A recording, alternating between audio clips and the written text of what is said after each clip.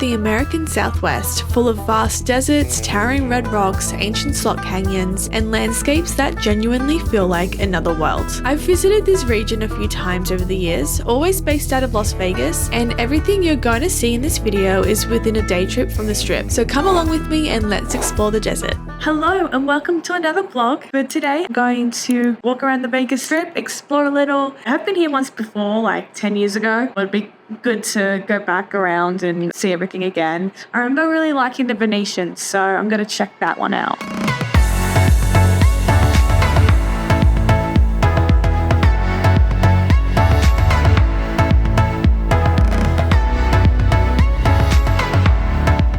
In my opinion, the Venetian is probably the most unique hotel here. Like, they literally recreated the Venice canals inside with shopping all around. Other hotels you need to check out are Caesar's Palace and the Bellagio Fountains. You can also get amazing views from the High Roller Ferris wheel, which I went on with a friend on a separate trip. It's actually the second tallest Ferris wheel in the world. Okay, that's enough about Vegas. Let's check out the desert.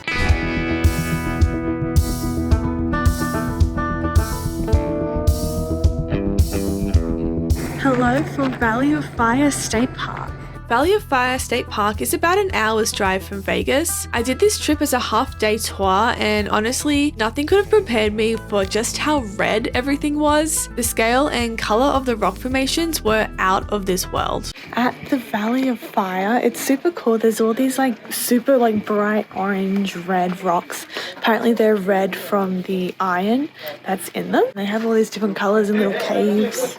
Yeah, very fine. Erosion, I think they call it. We visited Elephant Rock, which, yes, looks exactly like an elephant, and did part of the Firewave Trail and stopped at a few viewpoints along Mouse's Tank Road, which is the main road that runs through the park.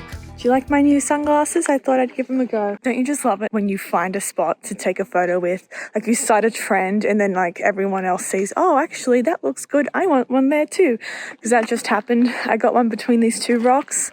I climbed up a little bit and then everyone else who was in the area, they all started lining up to take a photo in the same spot. So while the tour was a great introduction to the park, I didn't think it was long enough. I'll leave a link in the description though, because it is good if you're short on time, but there are other tours that are longer, and I wish I did one of those. Or you could rent a car and do this one yourself. Either way, I highly recommend this destination. It is stunning. One of the longest but most unique day trips we did was visiting Horseshoe Bend and Antelope Canyon in Arizona. I did this day trip with my mom. I've added the link in the description. The first stop was Horseshoe Bend, which was incredible and so much bigger and more impressive in person. So I'm at Horseshoe Bend. It's pretty cool. Lots of people.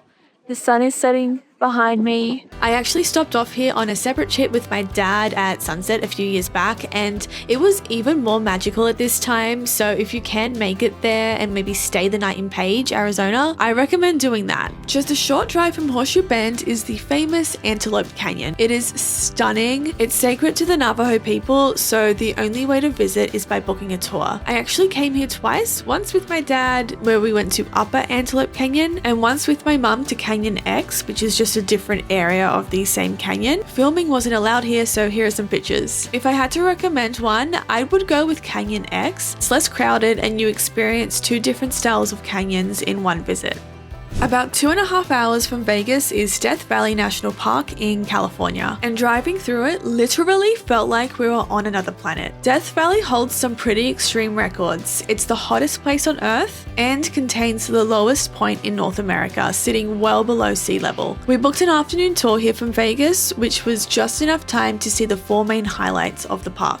It's quite windy, but this is Dante's view and it is pretty amazing. You can see all the white stuff is salt because this used to be a lake millions of years ago, and amazingly enough, there is snow on the mountains in a desert.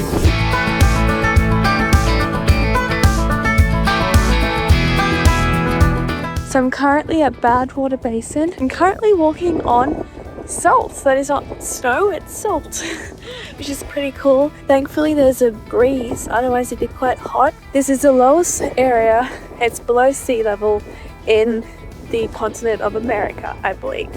So we're pretty low down here.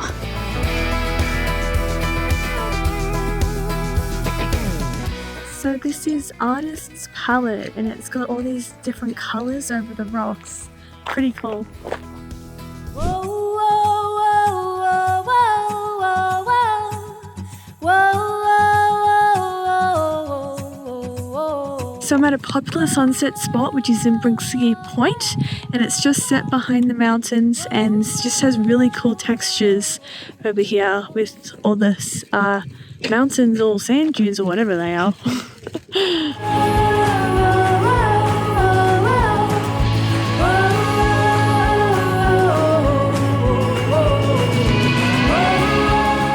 This was a really solid afternoon tour if you're short on time. It gave a great taste of the park, and we got to be there for golden hour sunset lighting, which as a photographer was the main reason why I booked it. That said, Death Valley is massive and I feel like I barely scratched the surface. Overall, the American Southwest has so much to offer, and I feel like I've barely scratched the surface across all of these trips combined. If you're planning a visit, Las Vegas really is the perfect base. And if you want to travel out even further, I've also got a video on Zion and Bryce Canyon National Parks, which are even more incredible, so make sure you check that one out too. Links are below. Like and subscribe if you want to see more, and I will see you in the next one.